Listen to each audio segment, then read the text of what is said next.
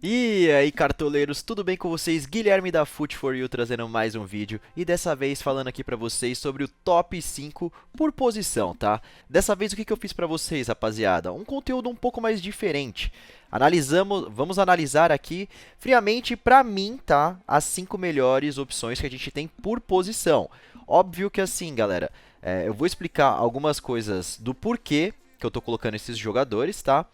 E também vai um pouco do que eu espero para a rodada, do potencial que os jogadores têm também para estar indo bem nessa rodada, tá? Então, assim, é um conteúdo um pouco mais diferente, mas eu espero que vocês gostem e também deixem um feedback aqui nos comentários se vocês acham que pode melhorar, o que a gente pode trazer de diferente também, tá?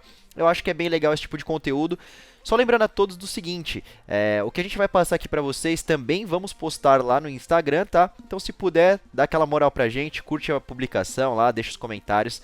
E lembrando, galera, quando eu chegar na parte dos meio-campistas, tá? Eu sei que muita gente vai estar falando sobre o Veiga, mas quando eu fiz toda essa parte aqui do top 5 por posição, o Veiga ainda estava em dúvida, não tinha saído nenhuma notícia de que ele iria para o jogo ou não. Então lá eu vou falar também sobre o Veiga, tá? Então é isso. Começando pelos goleiros, rapaziada. Vocês podem ver aqui que eu fiz um ranking, né? Do primeiro até o quinto. E aqui destacando primeiramente para o Cássio. Ah, a galera vai falar, pô, o Cássio não jogou, o Cássio tá em dúvida com o Matheus Donelli, com o Ivan. Sim, é verdade, galera. Mas já saiu algumas informações de que o Cássio deve sim ir para o jogo, tá? E eu acredito que ele não vai deixar de atuar em jogos importantes, até porque ele vive um bom momento, tá com moral com a torcida.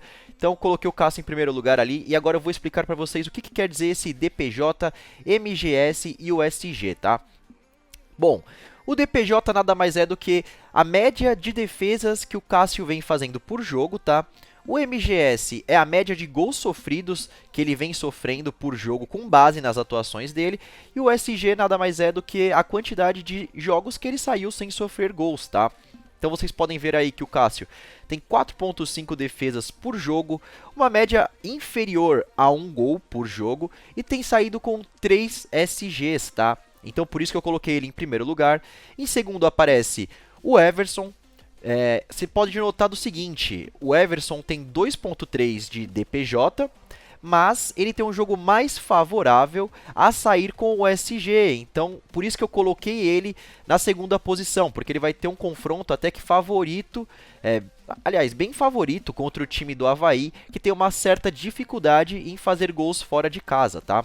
Vale lembrar aí também que o Everson tem uma média de um gol sofrido por jogo e já saiu com 3 SGs, tá? É um jogador bem interessante também. Indo agora para o Daniel, que é a minha terceira melhor opção para a rodada.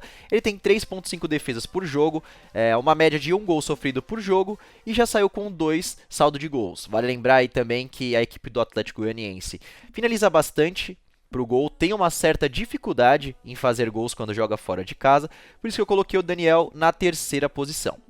Agora indo para a quarta posição, temos o Walter da equipe do Cuiabá.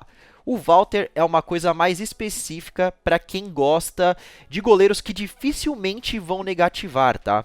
O Walter, qual que é o lance dele?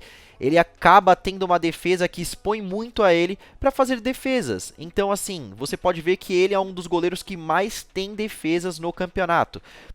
O Walter, ele aparece em quarto lugar porque em alguns jogos pela zaga do Cuiabá ser frágil, ele acaba sofrendo gols sim. Mas como ele tem uma média incrível de 4.3 defesas por jogo, dificilmente ele vai negativar, tá? Ele também tem uma média de 1 gol, 1.2 gols sofridos por jogo e já saiu com 2 SGs. Jogando em casa, tem um favoritismo ali e quem sabe pode sair com um saldo de gol ou com bastante defesa, como eu falei pra vocês aí. Na quinta posição, galera, temos o Jandrei, tá? Eu coloquei ele porque eu acho que é um jogo um pouquinho mais difícil contra o time do Ceará, que vem furando algumas defesas quando joga fora de casa. Ele que tem uma média de 2.5 defesas por jogo, tá com uma média de 1.1 gols sofridos por jogo e já saiu com um SG no Campeonato Brasileiro. Assim, o caso do Jandrei é mais um lance para quem tá com poucas cartoletas, para quem ainda não colocou nenhum defensor, tá? Eu acredito que o Jandrei tem um certo potencial para essa rodada. Galera, como aposta, tá? Não vai estar mostrando aqui para vocês na tela, mas eu coloquei o Marcelo Boeck.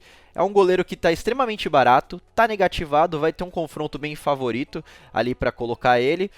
No jogo do meio da semana pela Libertadores, ele fez incríveis 12 defesas, rapaziada. Era para o time do Fortaleza ter perdido aquele jogo, mas ele foi muito bem. Então acredito que com uma dica bônus, um extrinha ali, a gente pode colocar também o Marcelo Boeck, beleza? Galera, agora aqui nos zagueiros, tá? O meu top 5 ficou da seguinte forma aí, com Nathan Silva, Raul Gustavo, Arboleda, João Vitor e Júnior Alonso. Agora explicando para vocês as siglas. DPJ, o que seria isso? São os desarmes por jogo que ele vem fazendo, tá? Uma média que a gente fez. MFC é o quê? Seria a média de faltas cometidas que ele tem feito por jogo. E MCA nada mais é do que a média de cartões amarelos que ele vem fazendo também, tá? Então, beleza, já dito e explicado para vocês aí o que é cada sigla. Em primeiro lugar, coloquei o Nathan Silva, que ele tem uma média de 2 desarmes por jogo, 2.2 de média de faltas cometidas e uma média de 1 cartão amarelo por jogo. Pasmem, é muito alto realmente o número de faltas e amarelos que o Nathan Silva vem tomando. Mas em contrapartida, ele vai muito bem nos desarmes e principalmente nas bolas aéreas, rapaziada. E vai ter um confronto ali bem favorável contra uma equipe que cede muitos scouts, principalmente em jogadas aéreas. Por isso que eu coloquei o Nathan Silva em primeiro lugar. Em segundo lugar, temos aí o Raul Gustavo, tá? Com 2 desarmes por jogo, uma média de 0,5 faltas cometidas por jogo e menos de 0,1.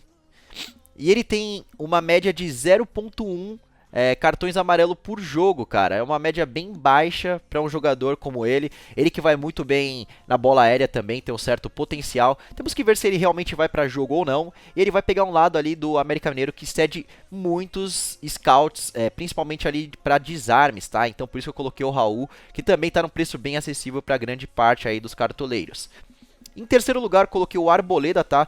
Ele que tem uma média de 1.8 desarmes por jogo, uma média de 1 falta cometida por jogo, 0 cartões amarelos no campeonato, tá? Muito bom, isso é bem positivo. E eu coloquei ele em terceiro lugar pelo potencial também na bola aérea. O Arboleda, quando joga em casa, é muito forte, é uma arma fortíssima do São Paulo ali nas jogadas aéreas, tá? E ele vai ter um certo potencial contra esse time do Ceará. Bom, em quarto lugar coloquei o João Vitor, por quê? Ele é um jogador que ainda está em dúvida no Cartola, tá? Acredito eu que ele deve sim ir para o jogo.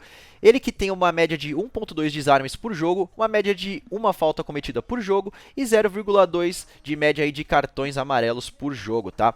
O João Vitor é uma particularidade do seguinte, se ele for para jogo, eu acredito que ele até deva ir melhor do que o Raul Gustavo, porque acaba pegando o lado que perde mais posse do América Mineiro, que é ali com o Felipe Azevedo, tá? A gente tem que ficar sempre de olho nesse lance da perda de posse também, porque acaba gerando desarmes, faltas sofridas pro jogador ali, tá? Então eu coloquei o João Vitor por essa possibilidade em quarto lugar, como um bom nome também.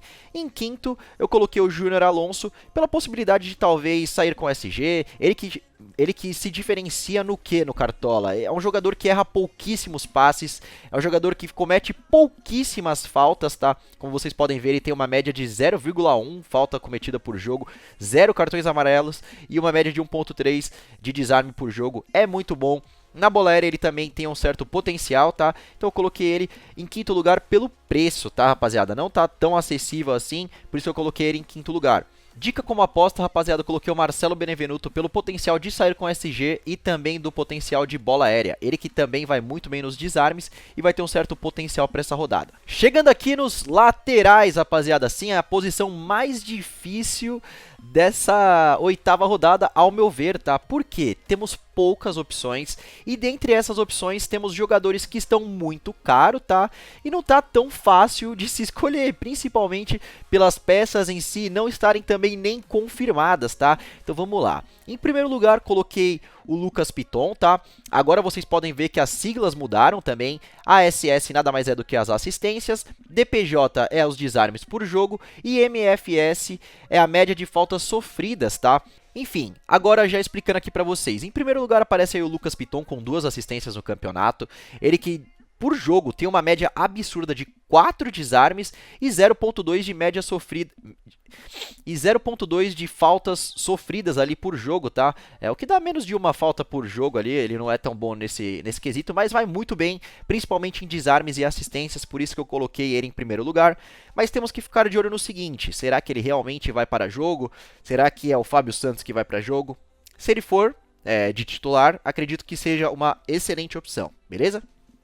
Bom, em segundo lugar coloquei o René, que ainda não deu nenhuma assistência no campeonato, mas chama muita atenção pelos desarmes, tá? 3.4 e uma média até que alta de faltas sofridas para um lateral, 1.2. É um jogador bem participativo ali do Inter, vai ter um potencial de sair com SG diante desse time aí do Atlético Goianiense, que também acaba cedendo alguns pontos para laterais, tá? Então o René acaba sendo uma boa opção e também tá bem barato e vem de um preço que está acessível até para valorização, beleza?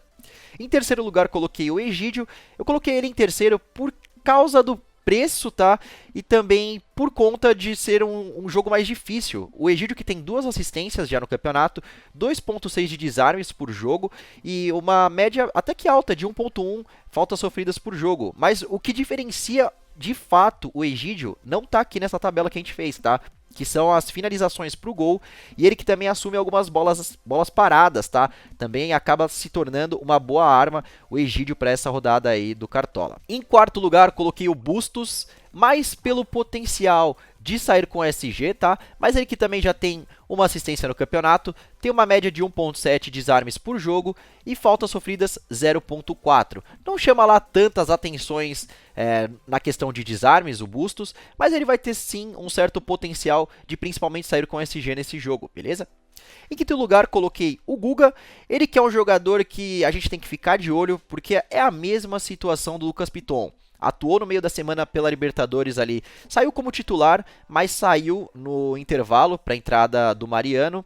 Ele que é meio contestado na posição, chama algumas atenções pelos desarmes, tá? Ele que tem uma média de 2 desarmes por jogo, uma média até que alta de 2 pontos de faltas sofridas, isso é bem bom para um lateral. E assistências ainda não deu nenhuma, mas o Guga vai ter um certo potencial de desarmar bastante e quem sabe dar a sua primeira assistência no Campeonato Brasileiro. Mas temos que ficar de olho também para ver se ele realmente vai para jogo ou não, tá? Agora chegando aqui no nosso top 5 meio-campistas da rodada, tá? Bom, logo de cara a gente vê as siglas, assistência, gols e DPJ, que é os desarmes por jogo. Tá, cara, a posição dos meio-campistas, a gente tem muitos nomes. Eu acredito que assim, vai ter gente que vai falar, pô, faltou tal nome. Sim, é que no caso aqui eu coloquei os 5 melhores ao meu ver, tá? E só lembrando do seguinte, rapaziada, quando eu tava fazendo essa arte aqui, no meio disso saiu a notícia do Veiga. Cara, só que o Veiga estava com Covid, eu já tive Covid, acho que muita gente aqui no Brasil já teve Covid, e sabe como que é, cara? Você fica com o corpo meio baleado, assim, você fica meio zoado.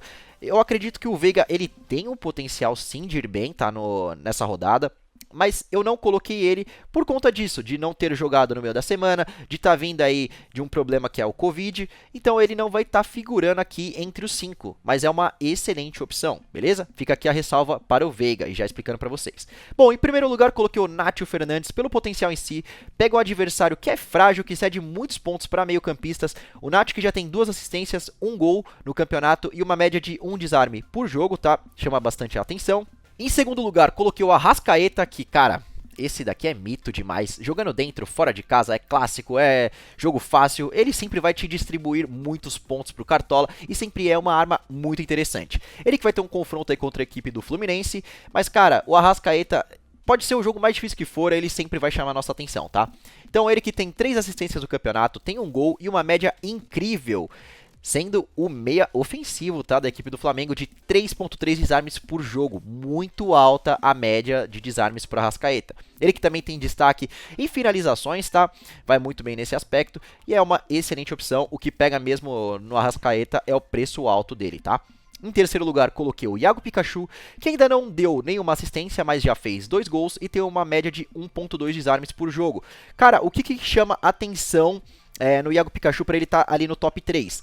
Nada mais é do que o confronto em si contra o time do Juventude, que acaba cedendo muitos pontos para meio campistas. O Iago Pikachu que também tem os pênaltis ao seu favor, tá? E o Fortaleza acaba que é muito dependente do jogador. Isso também chama bastante atenção. Ele que também tem uma minutagem muito alta, tá? Chama bastante atenção também o Iago Pikachu nesse quesito. Então eu acredito que eu coloquei ele nesse top 3 por isso.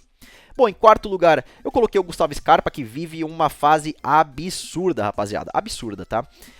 No Campeonato Brasileiro, 2 assistências, ainda não fez nenhum gol e tem uma média de 1.2 desarmes por jogo. Mas aqui também, pro Scarpa, o que mais chama a atenção é a quantidade de finalizações que ele dá por jogo.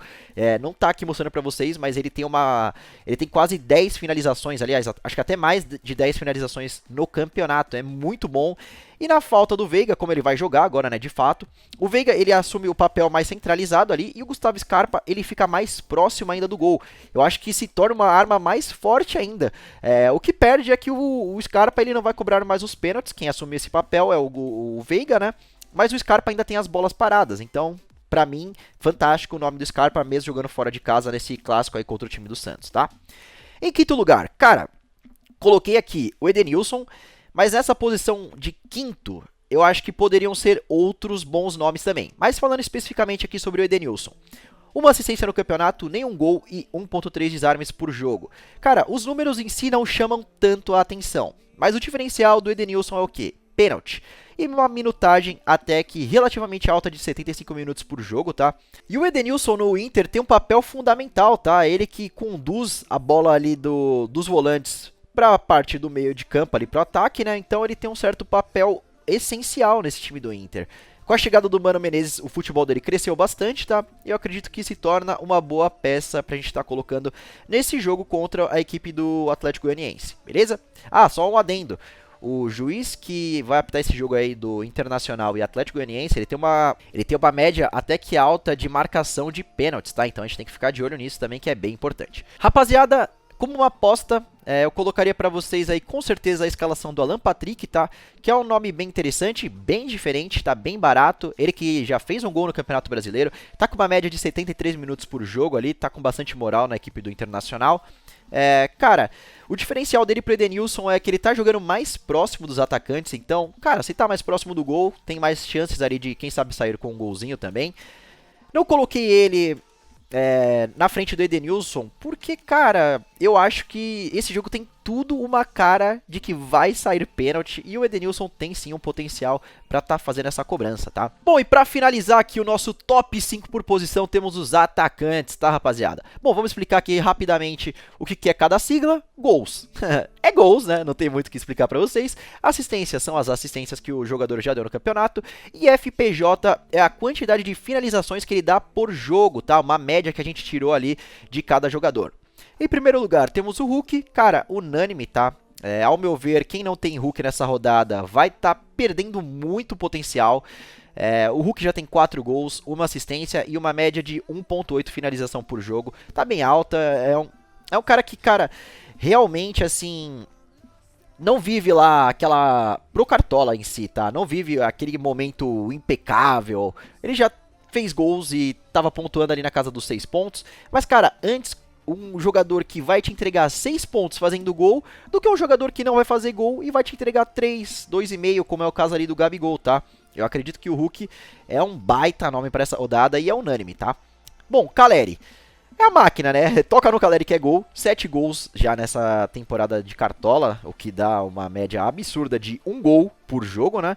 Ainda não teve nenhuma assistência. Quem sabe nessa rodada pode sim dar uma assistência. E tem uma média absurda, rapaziada, de 2.3 finalizações por jogo, tá? Chama bastante atenção. E vale lembrar também que o Caleri, quando o Luciano e o Reinaldo não estão em campo, ele que cobra os pênaltis. Bom, indo agora para o nosso terceiro nome, Igor Paixão. Cara, 2 gols, 2 assistências e 2.1 finalização por jogo.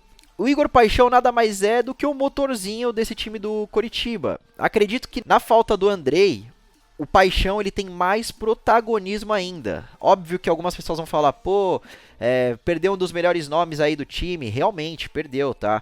Mas não deixa o Igor Paixão de ser uma excelente aposta, tá? Pra gente estar colocando nessa rodada. Por isso que eu coloquei o Igor Paixão em terceiro lugar aí. Mas óbvio que também, tanto ele, quanto o Ademir e o Cano, são boas opções ali para terceiro lugar.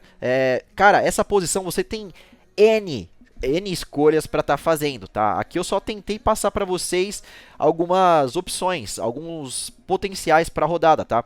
Em quarto lugar, temos o Ademir, como eu já falei para vocês, ainda não fez nenhum gol, tem uma assistência no campeonato e uma média de 1.8 finalizações por jogo. O que é negativo no Ademir? A minutagem baixa. Isso é um caso que é complicado no Ademir, cara. Ele tá sempre sendo substituído ali na faixa dos 15 minutos do segundo tempo, tá? Não vive o seu melhor momento no Galo, já teve momentos melhores, mas pelo potencial em si de talvez o o Atlético Mineiro resolver o jogo logo nos 45 minutos, o Ademir aparece como um nome bem acessível e principalmente pelo seu preço, tá? Em quinto lugar, cara, eu diria que Germancano aparece como uma opção muito boa, principalmente para quem quer valorizar. Cara, o Cano tem uma média de 2.5 finalização por jogo, tá? Se vocês verem aí no gráfico, é o jogador que mais finaliza dentre esses atacantes que eu coloquei. Ele que já tem 3 gols na competição, ainda não deu nenhuma assistência. Claro, vai ter um jogo muito difícil contra o time do Flamengo, tá? Mas, cara, acaba que é um carrasco da equipe do Flamengo, o Germancano. Cobra pênaltis, tem um diferencial, tá vindo muito motivado, no meio da semana fez 3 gols aí. Acabou não se classificando para a Sul-Americana, mas tá com moral altíssima e acredito que é um nome muito interessante, tá? E como uma dica, fora da curva, uma diquinha extra para vocês, eu colocaria talvez, tá? O Carlos de Pena como um jogador que tem sim um potencial para ir bem nessa rodada.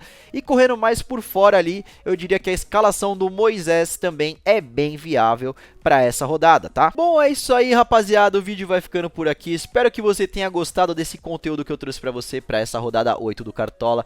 Cara, se possível, se inscreve aqui no canal, dá aquela moral, por favor, pro nosso canal tá crescendo, tá? Agradeço demais todo mundo que tá conhecendo aqui o meu trabalho, que tá vindo seguir a página, tá seguindo aqui a gente no YouTube, tá comentando bastante coisa, tá interagindo da hora. Muito obrigado a todo mundo, tivemos mais de 500 inscritos aqui nessa rodada do Cartola. Espero ajudar vocês muito mais aí no decorrer dessa temporada, tá?